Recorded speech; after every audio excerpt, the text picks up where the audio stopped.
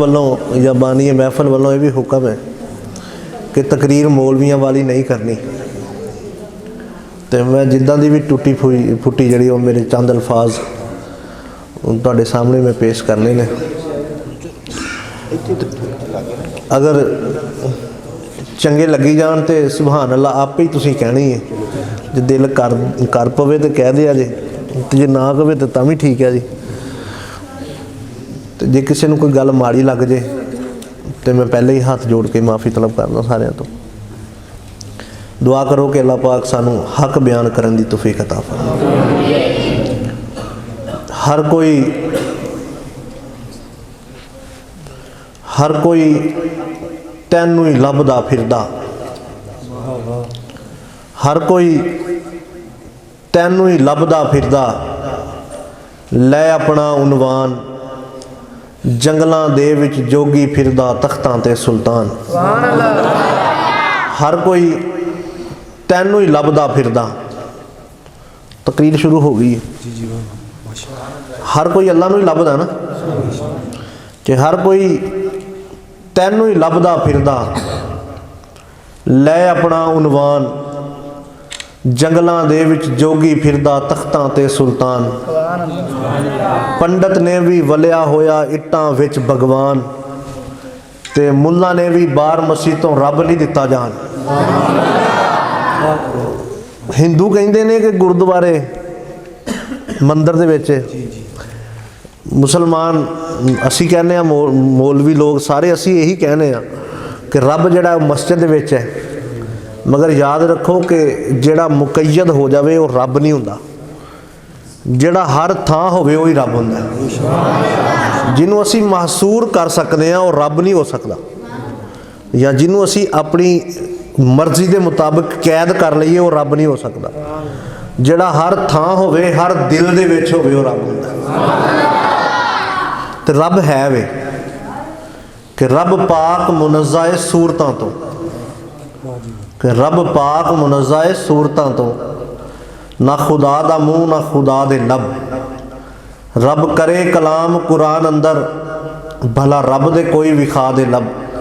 ते वही भेज के रब हजूर उते, आखे मेरे हबीब हिला दे लब। रब उदों दीवानिया बोल दई जदों हिलदे ने मुस्तफा दे लब। ते मुस्तफा दे लब कदों हिलदे ने? अदब से बात करूँगा हदूद के अंदर, अदब से बात करूँगा हदूद के अंदर, खुदा का सारा दीन है दरूद के अंदर। अदब से बात करूँगा हदूद के अंदर, खुदा का सारा दीन है दरूद के अंदर। नबी का नाम आए दीवाने झूम जाते हैं, क्योंकि हलाली खून है वजूद के अंदर। क्योंकि हलाली खून है वजूद के अंदर। जिस जिस वजूद के अंदर हलाली खून है, ज़रा दरूदो सलाम का नजराना पेश कर।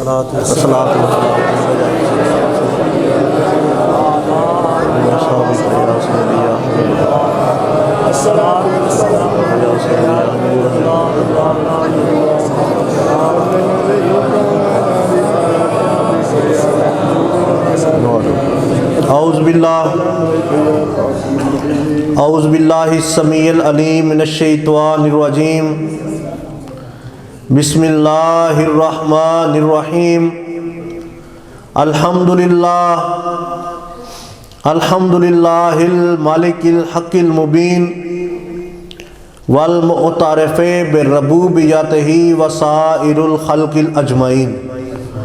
वस्सलातो वस्सलाम वत्तहियातो वल इकराम अला अशरफिन नबिय्यीन व खातमल मुरसलीन, सय्यदना व मौलाना अबी कासिम मुहम्मद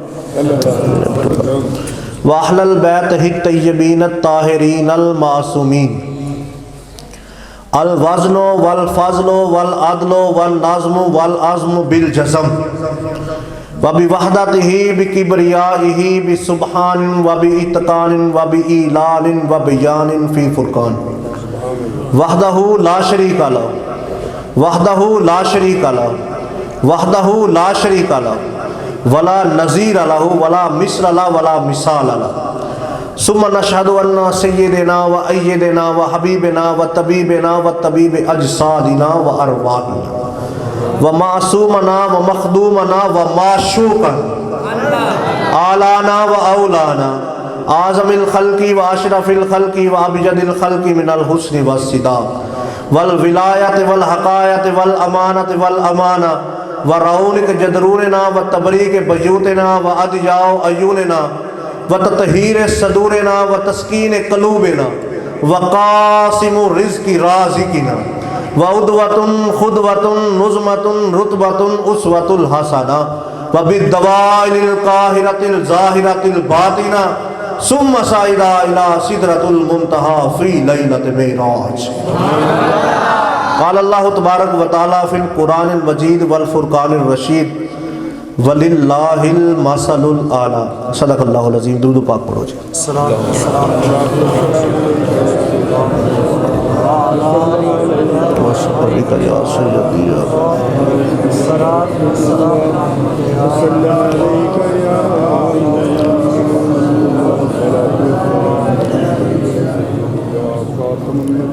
تمام تعریفیں اس خالق کائنات کے لیے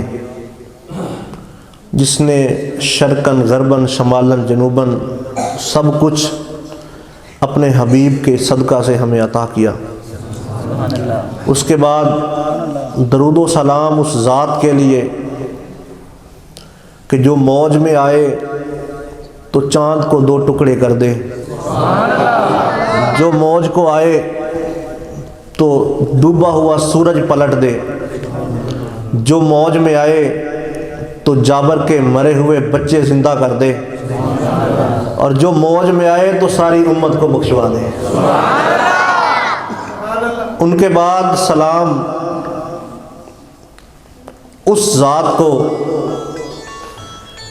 کہ جس کا نام ابو بکر صدیق رضی اللہ تعالیٰ، کہ وہ ذات کہ جس کے لہجہ میں اللہ نے اپنے حبیب سے کلام کیا، وہ ذات جس کے بارے میں نبی نے فرما دیا کہ میں نے دنیا میں رہ کر ہر کسی کے احسانات کا بدلہ دے دیا مگر ابو بکر کے احسانات کا بدلہ اللہ دے گا۔ وہ ذات کہ جس کے بارے میں نبی نے فرما دیا کہ جنت کے جتنے بھی دروازے ہیں ابو بکر جس دروازے سے چاہے گا جنت میں داخل ہو جائے گا۔ ان کے بعد سلام اس ذات کے لیے کہ جو دعائے رسول بھی ہیں مراد رسول بھی ہیں، وہ ذات کہ جن کے اسلام میں آنے سے مسلمانوں نے اعلان نماز پڑھنا شروع کر دی۔ میری مراد حضرت سیدنا عمر فاروق رضی اللہ تعالیٰ۔ ان کے بعد سلام اس ذات کے لیے کہ جس کو نبی نے اپنی شہزادیاں دے دیں، وہ ذات جو مسلمانوں کے لیے سخاوت کا منبع بنی۔ میری مراد حضرت سیدنا عثمان غنی رضی اللہ تعالیٰ عنہ ہے۔ اور ان کے بعد سلام اس ذات کے لیے کہ جس کو مولا نے شیر خدا کہا، وہ ذات جس کے لیے نبی نے ڈوبا ہوا سورج پلٹ دیا۔ میری مراد مولا کائنات مولا علی علیہ السلام ہے۔ ان کے بعد سلام تمام اولیاء اعظام پر، اور ان کے بعد سلام آپ سب پر کہ جو رات کے اس وقت حسینیت کا دن ابھار کر بیٹھے ہو۔ دعا ہے کہ مادر حسین آپ کو جزائے خیر عطا کرے۔ آپ سارے میرے بزرگ ہیں، مجھ سے اعلیٰ و عرفہ ہیں، اور میرا تعارف کیا ہے کہ تیرے کتیاں دے گل سنگل وے حیدرہ، تیرے کتیاں دے گل سنگل وے حیدرہ، ایک کترا مندڑا میں بھی سے، کہ میں سادات کے در کا ادنا سا کتا ہوں۔ دعا ہے کہ اللہ پاک حق بیان کرنے کی توفیق عطا فرمائے اور آپ لوگ میرا ساتھ دیں۔ گر دل میں قدورت ہو ولی ابن ولی کی، گر دل میں قدورت ہو ولی ابن ولی کی، کانٹا ہے تو گلشن میں نہ کر بات کلی کی، وہ سامنے دوزخ ہے اس سمت چلا جا، رے جنت تو ہے جاگیر حسین ابن علی کی۔ اور حسین ابن علی کون ہے؟ کہ جو نیزے پہ قرآن پڑھے۔ تو شاعر کیا کہتا ہے کہ سنا پہ کون سر عالی شان بولتا ہے، سنا پہ کون سر عالی شان بولتا ہے، یہ کون ہے جو خدا کی زبان بولتا ہے، ہمارے ہاں یہی توحید کا تصور ہے، بغیر جسم کے وہ لامکان بولتا ہے۔ اس وقت اللہ بولتا ہے کہ بغیر جسم کے وہ لامکان بولتا ہے۔ اب اپنے موضوع کی طرف آتے ہیں۔ اللہ تبارک و تعالیٰ نے قرآن مجید میں فرمایا کہ وَلِلَّهِ الْمَثَلُ الْأَعْلَى، اور اللہ ہی کی مثل سب سے اعلیٰ ہے۔ کیا فرمایا؟ کی فرمایا؟ چلو پنجابی جی آ جانے ہیں۔ کی فرمایا کہ اور اللہ ہی کی مثل سب سے، اور اللہ کی مثل سب سے اعلیٰ ہے۔ اللہ کی مثل سب سے اعلیٰ ہے۔ حضرت امام زین العابدین علیہ السلام سے ایک دن کسی نے پوچھا کہ حضرت آپ کی عمر کتنی ہے؟ آپ کی عمر کتنی ہے؟ تو آپ نے فرمایا کہ ہم تب سے ہیں جب سے وہ ہے۔ ہم تب سے ہیں جب سے وہ ہے۔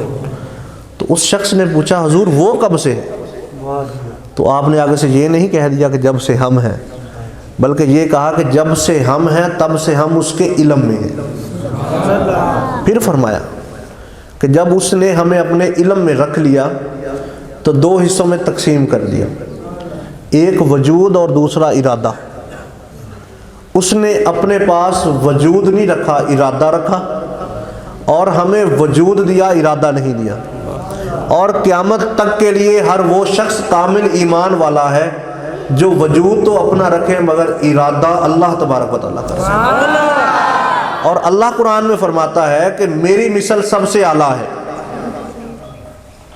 وَلِلَّهِ الْمَثَلُ الْأَعْلَى، اور اللہ ہی کی مثل سب سے اے تسی ڈٹنا ہے تو آپ آگے چلنا ہے۔ اور اللہ ہی کی مثل سب سے، اور اللہ ہی کی مثل سب سے اعلیٰ۔ علماء حق بیٹھے نے۔ حضرت جبرائیل علیہ السلام آپ سدرہ تو اگے نہیں جا سکتے، حضرت ایوے نا جی، جبرائیل سدرہ تو اگے نہیں نہ جا سکتا۔ سدرۃ المنتہا دے مقام تو اگے صرف تواڈے تے میرے نبی گئے نے۔ جبرائیل اتھے رک جاندہ ہے، معراج والی رات بھی رک گیا، تے عام روٹین میں جدوں کوئی پیغام لے کے آندا ہے ادوں بھی سدرہ تو اگے کچھ پڑھدا ہے، اتوں انہوں پیغام ملتا ہے تو وہ آ کے سرکار دی بارگاہ دے وچ پیش کر دیندا ہے۔ جبرائیل نو سرکار نے پوچھا کہ جبرائیل آپ سدرہ سے آگے کیوں نہیں جاتے؟ تو جبرائیل نے ہاتھ جوڑ کر عرض کی سونا کہ اللہ تبارک و تعالیٰ کے نور کی اتنی طاقت ہے کہ میرے پر جل جاتے ہیں۔ کہ جبرائیل سدرہ تو آگے کیوں نہیں جا سکتا؟ کہ سرکار اللہ تبارک و تعالیٰ دے نور دی طاقت دی وجہ تو جبرائیل اس طاقت نو تاب نہیں لا سکتا کہ جبرائیل سدرہ تو اگے، جبرائیل سدرہ تو اگے کیوں نہیں جاندہ؟ یہ یاد رکھنی پینی گل، اس دے اتے ایک پورا واقعہ ہے کہ جبرائیل سدرہ سے آگے اس لیے نہیں جاتا کیونکہ اللہ تبارک و تعالیٰ کے نور کی اتنی طاقت ہے کہ وہ اس کو جھیل نہیں سکتا۔ ایک دن جبرائیل نے اللہ سے عرض کی کہ اے سونا کہ میں زمین پر جانا چاہتا ہوں۔ تو اللہ نے فرمایا کہ جبرائیل روز جاتا ہے، آج کوئی سپیشل جانا ہے، آج کوئی خاص کام واسطے جانا ہے۔ تو جبرائیل نے عرض کی کہ اے باری تعالیٰ کہ پہلے میں کوئی نہ کوئی حکم لے کے جاتا ہوں، آج میں نے صرف تیرے حبیب کی زیارت واسطے جانا، اور آج میں نے کسی مسافر کا، کسی صحابی کا، کسی قیدی کا روپ نہیں دھارنا، بلکہ میں نے اپنے اصلی روپ میں جانا ہے تیرے حبیب کے پاس۔ اللہ نے اجازت دے دی، اللہ نے اجازت دی، اور جبرائیل کو سدرہ سے زمین تک آنے میں بس چند سیکنڈ لگے ہوں گے۔ اور آپ کے اور میرے نبی رحمت کے پرنالہ، جو رحمت کا پرنالہ وہ دیکھا سب نے، جو اللہ تبارک تعالیٰ کا گھر ہے اس کے ساتھ ایک رحمت کا پرنالہ ہے، سب نے دیکھا جی. جس نے ادھر جا کے نہیں دیکھا تو اس نے کم از کم ٹیلی ویژن میں یا موبائل میں تو دیکھا ہے. نبی علیہ الصلوۃ والسلام اس رحمت کے پرنالے کے نیچے لیٹے ہوئے تھے اور چادر مبارک تانی ہوئی تھی. اللہ نے اپنے حبیب کے دل میں بات ڈالی کہ اے حبیب بیدار ہو جائے، جبرائیل زیارت واسطے آ رہا ہے، اور اپنی چادر اتار دے. اللہ جانے کیڑی چادر لہائی اس، اللہ جانتا ہے، اللہ جانتا کیڑی چادر لہائی. جبرائیل آئے، حضور علیہ الصلوۃ والسلام بیدار ہو گئے. جبرائیل آ کے ایک پہاڑ دے پیچھے رک گئے تے دو زانو ہو کے بیٹھ گئے، اگے نہیں جا رہے. اللہ نے فرمایا جبرائیل تو آکھیا کہ میں اپنے اصلی روپ پہ جانا، اسی تیری تاں بھی منی. تو آکھیا میں کوئی حکم لے کے نہیں جانا، اسی تیری تاں بھی منی. تو آکھیا حبیب دی زیارت واسطے جانا ہے، جا حبیب رحمت دے پناڑے دے نیچے بیٹھا، جا کے زیارت کر لے. تو جبرائیل رون لگ گیا، جبرائیل رون لگ گیا. اللہ نے کہا جبرائیل اسی تیری ساری منی، جا میرے حبیب دی زیارت کر. تو جبرائیل ہاتھ جوڑ کے پتہ کی عرض کردا، سونا کیویں جاواں؟ او نور جیڑا سدرہ تو اگے تیرے کول نہیں نہ جان دیندا، اج وہی نور تیرے حبیب دے قریب نہیں جان دیندا. یعنی اس نور تے اس نور دی طاقت ایک ہے، او نور تے نور ایک ہے. سمجھ لگی؟ وَلِلَّهِ الْمَثَلُ الْأَعْلَى، اور اللہ ہی کی مثل سب سے اعلیٰ ہے. حضرت ابو ہریرہ رضی اللہ تعالیٰ عنہ آپ مدینہ دیا گلیاں وچ پھر رہے نے تے نالے ہوکا دے رہے نے، لوگوں میں مدینہ دیا گلیاں وچ رب ویکھیا.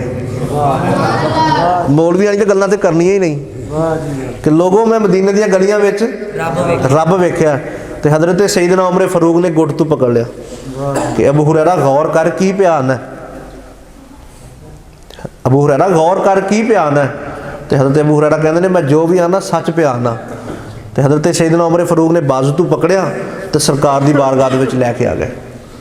تے سرکار نو آندے یا رسول اللہ ابو ہریرہ نو پوچھو یہ کی پیا آندا ہے، اینو کہو ذرا خیال دھیان کرے کہ لوگ اینو ویکھدے نے کی پیا آندا ہے کہ میں مدینہ دی گلیاں وچ رب ویکھیا. تے سرکار نے فرمایا کہ اے عمر قال صدقت، اے عمر سچا پیا آندا ہے. یا رسول اللہ ہو کیویں؟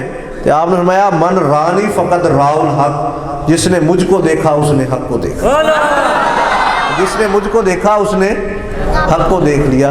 تو شاعر کی کہندہ ہے کہ من رانی کا مدعا چہرہ، صورت حق کا آئینہ چہرہ، ہو خدا آنکھ مصطفیٰ صورت، ہو مصطفیٰ آنکھ خدا چہرہ، یہی چہرہ ہے نشان وجہ اللہ، ورنہ رکھتا ہے کیا خدا چہرہ. یہ وجہ اللہ ہے، یہ اللہ دا چہرہ ہے. اللہ چہرہ نہیں رکھدا، اللہ ارادہ رکھتا ہے.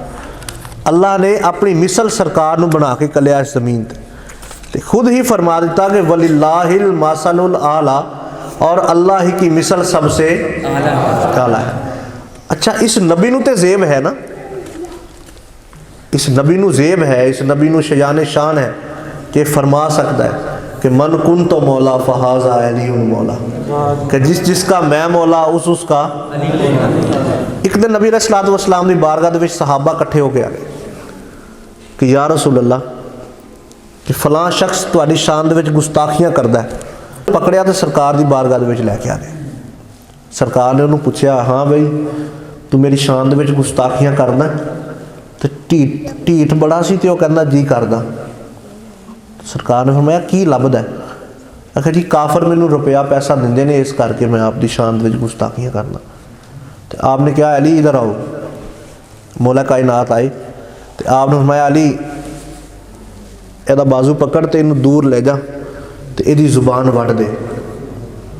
صحابہ پریشان ہو کہ رحمت للعالمین ہے، اے زبان وڈن دا کہہ رہے ہیں. صحابہ پریشان ہو گئے، مگر جو حکم ہو گیا وہ تو مننا ہی پیندا ہے نا جی.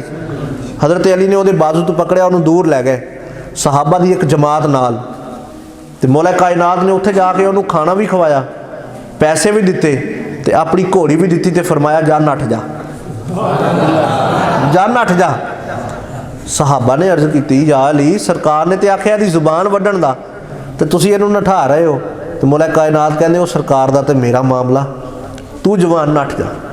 मौला कायनात ने उन्होंने नठाया, सहाबा सरकार को, तो मौला कायनात घर चले गए। आखिर सरकार ने सवाल जवाब भी तो करने सन। साहबा ने अर्ज़ की या रसूल अल्लाह तुसीं आख्या सी अली ਇਹਦੀ ਜ਼ੁਬਾਨ ਵੱਢ ਦੇ, ਤੇ ਅਲੀ ਨੇ ਤੇ ਉਹਨੂੰ ਨਠਾ ਦਿੱਤਾ ਹੈ। ਆਪ ਨੇ ਕਿਹਾ ਅੱਛਾ ਸੁਬਹ ਜਦੋਂ ਅਲੀ ਆਣਗੇ ਨਾ ਤੇ ਫਿਰ ਪੁੱਛਾਂਗੇ। ਸੁਬਹ ਦੀ ਅਜ਼ਾਨ ਹੋਈ, ਉਧਰੋਂ ਮੌਲਾ ਕਾਇਨਾਤ ਮਸਜਿਦ ਦੇ ਵਿੱਚ ਤਸ਼ਰੀਫ ਲੈ ਕੇ ਆਏ। ਉਧਰੋਂ ਉਹੀ ਗੁਸਤਾਖ ਸ਼ਾਇਰ ਜਿਹੜਾ ਸੀ ਉਹ ਘੋੜੀ ਸਮੇਤ ਮਸਜਿਦ ਦੇ ਵਿੱਚ ਇੰਟਰ ਹੋ ਗਿਆ। ਤੇ ਮੌਲਾ ਕਾਇਨਾਤ ਨੂੰ ਸਰਕਾਰ ਨੇ ਹਜੇ ਕੁਝ ਵੀ ਨਹੀਂ ਪੁੱਛਿਆ। ਤੇ ਉਹ ਸ਼ਾਇਰ ਜਿਹੜਾ ਗੁਸਤਾਖ ਸੀ ਨਾ ਇੱਕ ਦਿਨ ਪਹਿਲੇ, ਉਹ ਹੱਥ ਜੋੜ ਕੇ ਖੜਾ ਹੋ ਗਿਆ। ਹਜ਼ੂਰ ਨੇ ਕਿਹਾ ਕਿਵੇਂ ਆਇਆ? ਆਖੇ ਯਾ ਰਸੂਲल्लाह रात तुहाडी शान दे विच एक नात लिखी है, जे तुहाडी इजाजत होवे तो सुनावा। आपने वो नात सुनी तो आपने फरमाया सहाबा देखो अना मदीनातुल इलम वालियुन बाबुहा, कि मैं इलम दा शहर अली दा दरवाज़ा है। तो जिहड़ी गल मैं कीती सी वो सिर्फ अली समझिया सी। या रसूलल्लाह वो की? आखिर मैं अली नूं ये कहा सी इहदी गुस्ताखी वाली जुबान वढ़ दे, इहनूं शाना वाली जुबान अता कर। अली ने वो ही किया, यदि गुस्ताखी वाली वढ़ दी है तो निशाना वाली अता कर दी। देखो इस तो अगली गल हज़रत साढ़े इतने ना बहुत सारे मसाइल ने। अगर कोई सहाबा कराम का जोड़ा जिक्र करता है तो असी उन्होंने कहने कि देवबंदी हो गया। अगर कोई अहले बैत का जिक्र करता तो असी आने अहले तशी हो गया। साडा सुन्नियां का यह फर्ज है कि असी घर वालों के भी नौकर हाँ तो दर वालों के भी नौकर। असी नौकरी करनी है घर वालों की भी ते दर वालों की। हज़रत अबू हुरैरा रवायत फरमाते हैं एक दिन नबी अलैहिस्सलातु वस्सलाम सुबह सुबह बयान फरमा रहे सन। एक शख्स आके खड़ा हो गया हाथ बन के। काफ़ी देर तो बाद सरकार उहदे अल मुतवज्जे होए तो उन्हें कहा अस्सलाम अलैका या रसूल अल्लाह। सरकार ने कहा वालेकुम अस्सलाम, किवें आया? तो हाथ जोड़ के अर्ज़ करता है हजूर मैं तुहाडा लंगर पकाना चाहना। क्या बात है, किवें आया होएगा सरकार की बारगाह दे विच, किवें इल्तजा की होएगी हजूर तुहाडी दावत करनी चाहना। तो हजूर ने फरमाया ठीक है भाई जा तू लंगर पाक पका तो फिर आके सानू दसी। हज़रत अबू हुरैरा फरमाते हैं वो शख्स चला गया। सरकार ने फिर बयान शुरू कर दिता। थोड़ी देर तो बाद वो फिर शख्स खाना पका के आया तो फिर आके हाथ बंद के खड़ा हो गया। आके ये नहीं किया हजूर खाना तैयार है, बल्कि हाथ बन के खड़ा हो गया। ये अदब मुस्तफा सी, हजूर की शान सी कि अदब किया जाता। तो हजूर थोड़ी देर बाद मुतवज्जो होए, सलाम अर्ज़ की। हजूर ने कहा हाँ जी हजूर खाना तैयार है, अगर मेहरबानी फरमा दो। तो हजूर ने फरमाया अच्छा चल असी आने हैं। कितने मेहरबान मुस्तफा सी। उन्होंने फरमाया तू चल तो असी आए। तो आप सरकार हज़रत अबू हुरैरा रवायत फरमाते हैं, आप फरमाते हैं कि नबी अलैहिस्सलातु वस्सलाम ने हुक्म फरमाया कि अबू हुरैरा उठो भाई, सहाबा उठो, चलो उस शख्स की दावत खा के आइए। तो हज़रत अबू हुरैरा फरमाते हैं कि गली दे विच निकले, सुबह सुबह का टाइम होवे, सहाबा की एक जमात, नबी अगे अगे सहाबा पिछे पिछे, सुबह सुबह की हवा पे चले तो सरकार दियाँ जुल्फां लहरा रही। यार तसव्वुर करो कि मदीने दियाँ गलियाँ होन, मदीने दियाँ गलियाँ होन तो सहाबा की एक जमात होवे, हजूर अगे अगे होन, सुबह सुबह की हवा पे चले तो सरकार दियाँ जुल्फां लहरा रही होन। तसव्वुर करो। तो शायर भी एक तसव्वुर करता है। अगर मेरी आवाज़ इतनी नहीं हैगी, मैं कभी मतलब सुर सुर नहीं लाई, तो अजरा अज प्यार आ गया। तो अज जे तुसी मेरा साथ दिओ तो सुबह सुबह की हवा पे चलती है, सरकार दियाँ जुल्फां लहरा रही ने, सहाबा की जमात पिछे पिछे तो नबी अगे अगे। तो शायर की कहता है जुल्फां मदनी दियाँ, सरकार दी जुल्फां लहरा रहे, जुल्फां मदनी दियाँ इना जुल्फां दी वकरी शान, वाह वाह वल खावड़ जदों नाज़ल थींदा ए कुरान। जुल्फां मदनी दियाँ इना जुल्फां दी वकरी शान, वाह वाह वल खावण जदों नाज़िल थींदे कुरान इना जुल्फां ते जेड़ी पग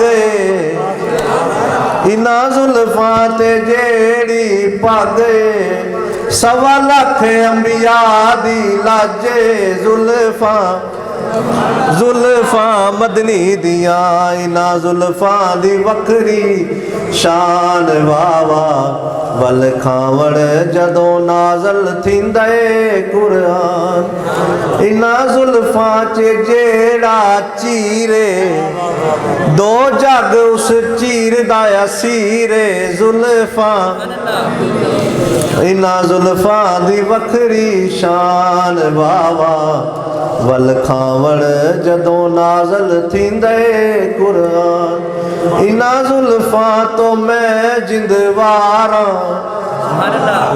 वारनी चाहिए ना जिंद जी इना जुल्फां तो मैं जिंद वारां ए हसनैन दियां ने मुहारां जुल्फां मदनी दियां इना जुल्फां दी वखरी शान वावा वल खावण जदों नाज़िल थींदे कुरान हज़रत अबू हुरैरा तकबीर रिसालत नारे रिसालत हज़रत अबू हुरैरा फरमाते हैं इस तो अगला वाक़या बड़ा ही अजीब होया अगे हज़रत इमाम हुसैन अली मकाम अलैहिस्सलाम ना बच्चों के विच खेड रहे सन तो सरकार ने आवाज़ मारी हुसैन इधर आओ हुसैन मेरे करीब आओ तो अगे जदों भी सरकार आवाज़ मारते सन ना तो हुसैन दौड़ के आ जाते सन पर उस दिन नबी अलैहिस्सलातु वस्सलाम वाल वेख के हुसैन ने दौड़ अगे नूं लगा दी आप फरमाते हैं इस तो अगला वाक़या इस तो भी अजीब होया कि सरकार ने भी पिछे दौड़ लगा दी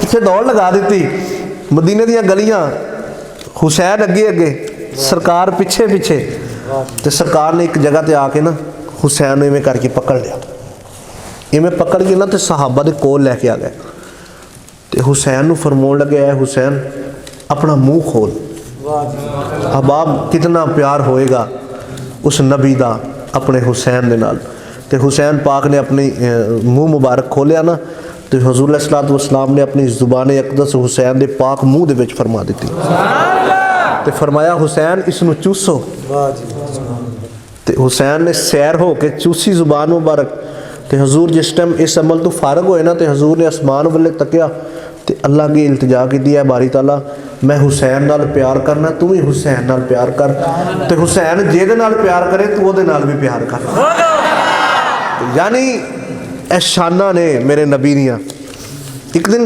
हज़रत इमाम हुसैन अली मकाम अलैहिस्सलाम आ रहे सन तो मदीने दी गलियां विच इवें करके सरकार इमाम हुसैन इंटर होए तो इधरों वक़्त दा इमाम वक़्त दा खलीफा हज़रत सैयदना उमर फारूक भी इंटर हो गए तो हज़रत सैयदना उमर फारूक ना हुसैन वाले इवें तकन लग गए इवें बड़ी गौर ना तो हुसैन जो बिल्कुल करीब आ गए ना बिल्कुल करीब आ गए तो हज़रत सैयदना उमर फारूक ने हुसैन नूं चुकिया तो अपने मोढ़ियां ते बिठा लिया यार सहाबा अहले बैत सहाबा नाल इतना प्यार करते सी कि साड़ी सोच भी नहीं ए फर्क असी पाए ने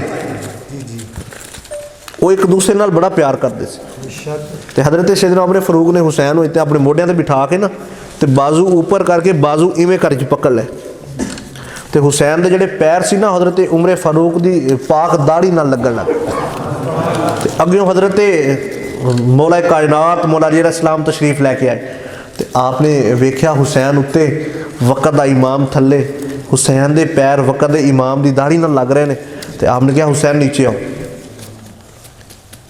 हुसैन तैनू नहीं पता है वक़्त के इमाम ने वक़्त के खलीफा ने तो तू अपने पैर जड़े इन्हों की दाढ़ी नूं लगा रहा तो हज़रत उमर फारूक रोन लग गया तो अर्ज़ की भाई अली बच्चा खुद नहीं आया बल्कि बच्चे नूं मैं खुद अपनी जी ना वो कंधियां ते बिठाया तो आप कहते हैं यार उमर इसके पैर तेरी दाढ़ी नाल लग रहे हैं तो हज़रत सैयदना उमर फारूक रो के पता की कहते हैं कि अली मैं तो सरकार का भी मंगता मैं ये पैर तो सरकार की दाढ़ी नूं भी लगते देखे कि हुसैन के पैर तो सरकार की दाढ़ी नूं भी लगते जो सरकार हुसैन नूं चुकते हज़रत सैयदना उमर फारूक ने की दर्श दिता कि हुसैन नूं अपने मोढ़ियां ते चुकिया ਦਾੜੀ ਮੁਬਾਰਕ ਨੂੰ ਪੈਰ ਲੱਗ ਰਹੇ ਨੇ ਤੇ ਕਹਿ ਕੀ ਰਹੇ ਨੇ, ਮੈਂ ਤਾਂ ਸਰਕਾਰ ਦਾ ਗੁਲਾਮ ਹਾਂ। ਮੈਂ ਇਹ ਪੈਰ ਤੇ ਸਰਕਾਰ ਦੀ ਦਾੜੀ ਮੁਬਾਰਕ ਨੂੰ ਵੀ ਲੱਗਦੇ ਵੇਖੇ। ਤੇ ਸਾਨੂੰ ਇੱਕ ਬੜਾ ਹੀ ਅਜ਼ੀਮ ਦਰਸ ਦਿੱਤਾ ਉਹਨਾਂ ਨੇ, ਬੜਾ ਹੀ ਅਜ਼ੀਮ ਦਰਸ। ਅਗਰ ਅਸੀਂ ਸਮਝ ਜਾਈਏ ਤਾਂ ਬਸ ਇੱਕੋ ਮਿਸਰਾ ਸਾਰਿਆਂ ਨੇ ਮਿਲ ਕੇ ਪੜ੍ਹਨਾ। अज़मत आले नबी भूल न जाना लोगो, अज़मत आले नबी भूल न जाना लोगो, देखना गैर की बातों में न आना लोगो, अज़मत आले नबी भूल न जाना लोगो। आले नबी दी अजमत नहीं भूलनी। ये सहाबा ने दर्स दिता सब, तो अहले बैत ने दर्स दिता कि सहाबा की भी इज्जत करी। असी दर वाले ने भी नौकर हाँ, तो घर वाले ने भी नौकर। ठीक है, आखिरी गल, जे कोई समान लिया तो लियाओ फराज साहब। हजरत अबुल खैर हमाद बिन अब्दुल्ला बिन अख्ते रहमतुल्लाह अलैह आप एक वाक़या फरमाते ने।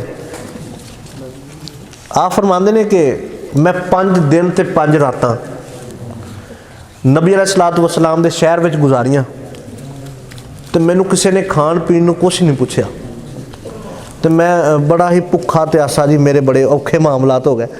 तो मैं 5वीं रात सरकार दी जाके ना चौखड़ नू बोसा दिता, तो मैं अर्ज़ की हजूर बस अज दी रात तुहाडा मेहमान आ, अज तो कितों लंगर अता करते हो। तो कहंदे बस इतनी गल कह के ना तो मैं सरकार दे सहने मुबारक दे विच ही लेट गया। कहंदे मैं लेटिया ही सी तो मैनू नींद आ गई।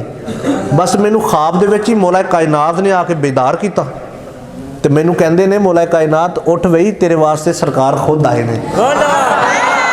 आप फरमाते ने मैं हकीकत विच नहीं उठया, जिहड़ा दा अकीदा होवे होवे, ना होवे ना सही। कई साल मदीने दियां विच गलियां, एक बशर में रब्बे नवा डिठा, कोई कुछ आखे कोई कुछ आखे, मैं तो अर्शियां दा पेशवा डिठा। मोहम्मद बूटिया आशकां गल मुका दी, तुसां होर डिठा असां होर डिठा। जिद्दां दा किसी ने वेख्या ना ओदा उदां दा ही है। हाँ जी, आप फरमांदे ने कि मौला कायनात ने मैनू आके बेदार किया, अबुल खैर उठ गई, तेरे वास्ते सरकार खुद आए ने। कहंदे मैं ख्वाब दे विच ही बेदार होया, हकीकत विच नहीं, ख्वाब दे विच ही उठया, तो मेरे सामने सरकार नबी अलैहिस्सलातु वस्सलाम, उन्होंने सज्जे पासे हज़रत सैयदना अबू बकर सदीक रज़ी अल्लाह तआला अन्हु, उन्होंने खब्बे पासे हज़रत सैयदना उमर फारूक रज़ी अल्लाह तआला। तो सरकार ने मैनू एक रोटी अता की। सरकार ने मैं जो इल्तिजा की कि हजूर अज दा मेहमान है, तुहाडा मैनू खाना अता करो, तो सरकार ने मैनू एक रोटी अता की। मैं ख्वाब दे विच ही अद्धी खा लई। सरकार ने रोटी अता की, ख्वाब दे विच की कीता, अद्धी खा लई। कहते जो मैं बेदार होया तो बाकी दी अद्धी मेरे हाथ दे विच सी, कि ख्वाब दे विच मिली, ख्वाब दे विच अद्धी खा लई, तो जदों मैं बेदार होया बाकी दी अद्धी रोटी मेरे हाथ दे विच सी। नमाज़ां फ़र्ज़ ने, रोज़े फ़र्ज़ ने, तहज्जुद पढ़नी चाहिए, एक दूसरे का ख्याल रखना चाहिए, ये फ़राइज़ ने साडे। मगर साडा आशकां दा जो अकीदा है, हजूर दे आशक ना आप सारे, अपना सारा का एको ही अकीदा होना चाहिए। तैबा वाले आ गल तेरे उत्ते मुकनी है, उत्थे गल तैबा वाले ते मुकनी है। नबियां भी होना उत्थे, वलियां भी होना, सारी खुदाई तेरे दर उत्ते झुकनी है। तैबा वाले आ गल तेरे उत्ते मुकनी है, गल तैबा वाले ते मुकनी। उस ते नवासे ने जो कर दिता, आखिरी शेर के जिसकी जुर्रत पर जहां ने रंगो बू सजदे में है, आज भी वो रमज़ाशनाई सिर हो सजदे में है। कैसा आबिद है ये मक्तल के मुसल्ले पे खड़ा, क्या नमाजी है कि बेखौफ अदू सजदे में है। अल्लाह अल्लाह तेरा सजदा है शबीह मुस्तफ़ा, जैसे खुद ज़ाते पैगंबर हू बहू सजदे में है। ये शरफ किसको बिना तेरे अलावा बाद कत्ल, सर है नेज़े की बुलंदी पे लहू सजदे में है। सर को सजदे में कटा कर कह गया ज़हरा कलाल, कुछ अगर है तो बशर की आबरू सजदे में है। ए हुसैन इब्ने अली तुझको मुबारक ये अरूज, آج تو اپنے خدا کے روبرو سجدے میں ہے، کون جانے کون سمجھے کون سمجھائے نصیر، عابد و معبود کی جو گفتگو سجدے میں ہے۔ حضرت عابد و معبود دی جڑی گفتگو سجدے دے وچ ہے نا، وہ دی خبر کرامن کاتبین نو بھی نہیں ہوندی، یاد رکھیا کہ جو عابد و معبود دی گفتگو سجدے وچ نبی علیہ الصلوۃ والسلام نے فرمایا اگر تہاڈا دل کرے اللہ نال گلاں کرن نو نا تے نماز وچ کھڑے ہو جایا کرو، تے اگر تہاڈا دل کرے اللہ تہاڈے نال گلاں کرے تے قرآن کھول کے بیٹھ جایا کرو۔ یار دنیا دے وچ اس تو بڑا کوئی کام نہیں کہ اللہ نال تسی گلاں کرو یا اللہ تہاڈے نال گلاں کرے۔ تے مولانا روم فرماندے نے کہ عشق دے 40 درجے نے، عشق دے 40 درجے نے، تے سب تو کمزور درجہ اے وے کہ تسی اپنی دھون لا کے اپنے یار دے قدماں تے رکھ، سب تو کمزور اے وے کہ جدوں یار راضی ہو گیا، حضرت جدوں یار راضی ہو گیا تو پھر نہ اتنے فکر تے نہ اتنے فکر۔ خواجہ غلام فرید سرکار دی قلم اٹھی تے آپ نے پتہ کی فرمایا، اے شعر تے مینوں سارے معاف کر دیا جے، اے شعر تے مینوں سارے پہلے ہی معاف کر دیا جے۔ خواجہ صاحب فرماندے نے کہ جیڑی جنت دے تو لالچ دینا ہے، اللہ منہ کر کے کہندے نے کہ جیڑی جنت دے تو لالچ دینا تیری جنت مول نہ وڑسوں، کہ میں تیری جنت چ نہیں وڑنا۔ حالانکہ آپ سارے جنت واسطے دعا کرتے، میں تاں ہی پہلے ہاتھ جوڑے نے کہ مینوں معاف کر دیا جے اس شعر تے، کہ جیڑی جنت دے تو لالچ دینا تیری جنت مول نہ وڑسوں، جیڑی دوزخ دے تو ڈراوے دینا تیری دوزخ مول نہ سڑسوں۔ اگے فرماندے نے انشاءاللہ جنت دوزخ قائم رہے، اسا دامن یار دا پھڑسوں، یار فرید جے نگاہ یار کیتی نہ اتھڑسوں نہ اتھڑسوں، وما علینا الا البلاغ المبین۔